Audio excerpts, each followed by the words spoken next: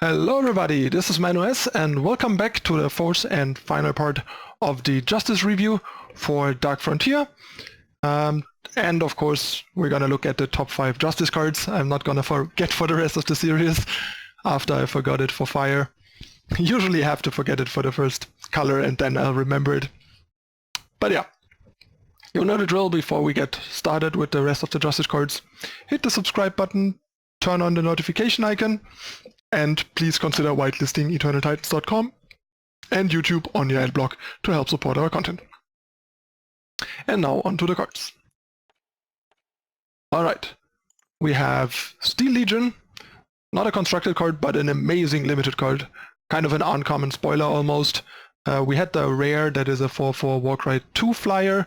This is almost better since as a 4/4 endurance it attacks and blocks really well, making it really obnoxious to fight against, and I would argue that the endurance is arguably almost better than Warcry 2 simply because of how good she is at controlling and winning races than the old rare. So yeah, just kind of a bomb in limited, amazing card. Too weak for constructed, obviously. Next we have Svetja's Sanctum, one of the other power cards in Justice. Great addition for hero control, be it main deck or as a market card. Either way, you're gonna end up with access to at least 4 copies, usually virtually. And yeah, the card can take over the game like nothing else. Basically, you just sweep the board, get a Sanctum going, play a couple spells, and that's the game for most decks. Deck is chock full of spells, so you quickly make a whole bunch of units, and then you drop a Palace. Palace makes more tokens and also makes your tokens better. Just a really powerful card. Basically everything that Cradle should have been and people wished Cradle was, this is it. The spell payoff that everyone has been waiting for. In limited it's also pretty good if you have enough spells, but not quite as good because you usually can only play so many like non-creatures, non-units in a limited deck. Next we have Twin Sai, another limited only card. Card is decent, I don't think it's that great. Losing the 1 armor compared to Mace is quite a lot, because there's a lot of like 3 attack units Mace could kill and then kill something else after that this can't, so this can only kill like smaller things if you want to kill 2 things. But the warp is obviously really powerful and kind of makes up for it, so either way, even if it dies on the first attack against something that Mace would survive, if you warped it, you still 2-for-1 the opponent. So about the same power level. Pretty solid, common, but not outstanding, I would say. And yeah, there are a couple of nice armor synergies that make this even better. Then we have Withstand. In limited, well, it's a bomb, but even in constructed I think the card is quite nice. The fact that it is a fast spell makes it quite flexible, makes it a nice combat trick. Counter to sweepers or removal. Basically in Justice decks that don't have access to Palace itself, I think Withstand is still a very reasonable card to play in the Justice deck. Right now there's probably not really a deck that wants it or needs it, but in general I think the card is quite strong and quite constructed playable. Next we have Nikos the Unifier, it's a 6 cost 5/5 lifesteal, and on summon all shifted units emerged. That also counts for opposing units, so keep that in mind. But all in all I think the summon is pretty trivial and underwhelming, and a 6 cost 5/5 lifesteal is also pretty underwhelming, so in constructed this card is quite the flop. In limited it's a very solid card at the very least. Next we have Unseen Ghostblade. Once again I think in constructed the card is too weak, but in limited it seems pretty strong. Like 6 cost for 4 weapon is a pretty solid deal, and if you can trigger the Onslaught, getting a unit equal to the amount with attack and health equal to the amount of spells in your void makes this a pretty strong 2-for-1 in a heavier spells matters type strategy. And even outside of it you will probably end up with like a 2/2 token and the weapon or whatever. All in all quite a good limited weapon I think. Then we have Valkyrie Accuser, a 7 cost 3/5 flying Aegis. Quite small for a 7-drop, but Aegis at least, so makes for a reliable blocker and a good target for like weapons. And on Onslaught, if you trigger the Onslaught, you get to play a timidity on an enemy unit, which means the unit can't attack. So basically it is quite expensive, but if you can trigger the Onslaught, it's also quite powerful and kind of makes the 7 power worth it, shutting down the best attacker of the opponent, giving you a strong Aegis, like a very robust Aegis flying body that you can enhance.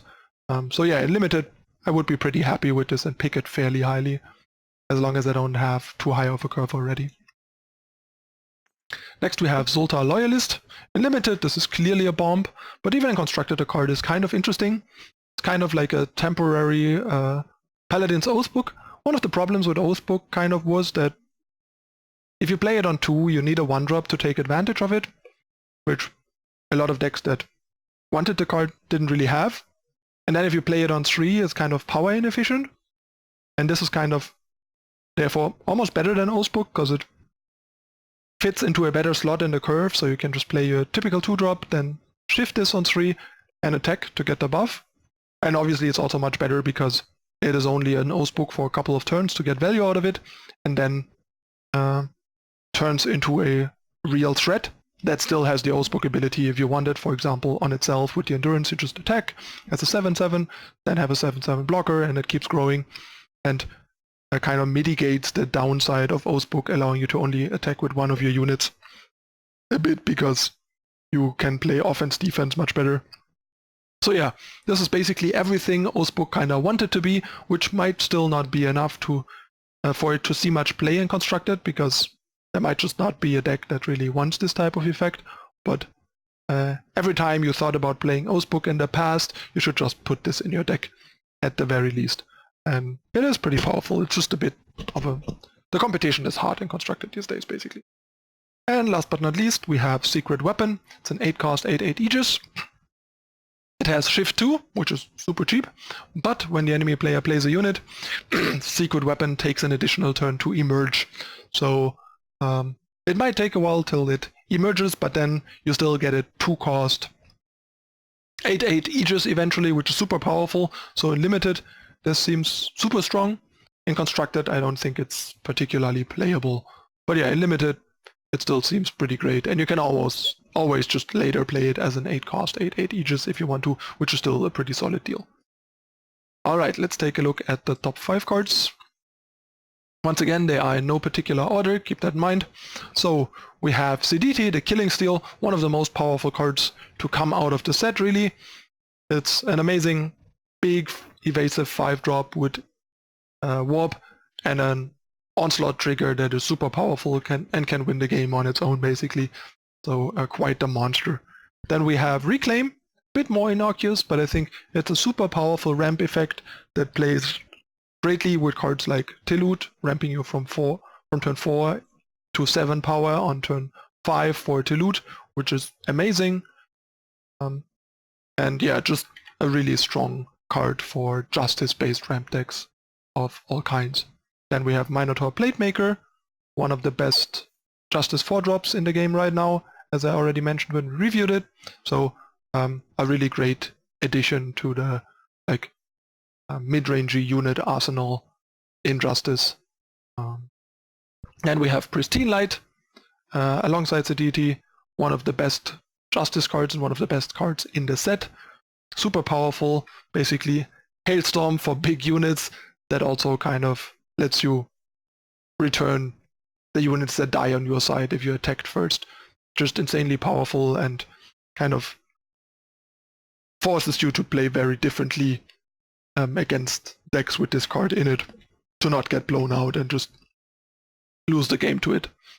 And then we have, whoops, Svetja's Sanctum, which I mistyped. There we go. Svetja's Sanctum, another great card, a bit more specific. It's likely only gonna end up in Hero Control, but it's a great tool for that deck and pushes Hero Control to another level. And yeah, it's just a really powerful card going forward that adds a lot of power and additional dimension to Hero Control, which was already quite good before, and now is like an absolute top deck. And last but not least, as an honorable mention, We have Reweave, because it's a pretty unique effect. It lets you tutor something, lets you abuse certain shifts, synergies, and shift abilities that would otherwise be very expensive and have some combo and build around potential, and therefore I wanted to put it in here, even though no Reweave deck is like anywhere near a top deck right now, but it does pretty cool and unique stuff, so definitely deserves a mention here and is a cool card to come out of the set. Alright, that's it for now for the Justice part of the review. Tomorrow we will start the Primal part, so until then, hit the subscribe button to not miss out on the rest of the review, turn on notification icon, hit the like button if you enjoy the content, share it with your friends, leave a comment, let me know what you think. Let's discuss cards, always happy to hear from my audience. And of course, please consider whitelisting EternalTitans.com and YouTube on your ad block, and check out the ads at the beginning and end of the videos to help support the free content. That's it again for this time. I'm your host ManuS. I thank you for watching, and I'll see you next time. Bye!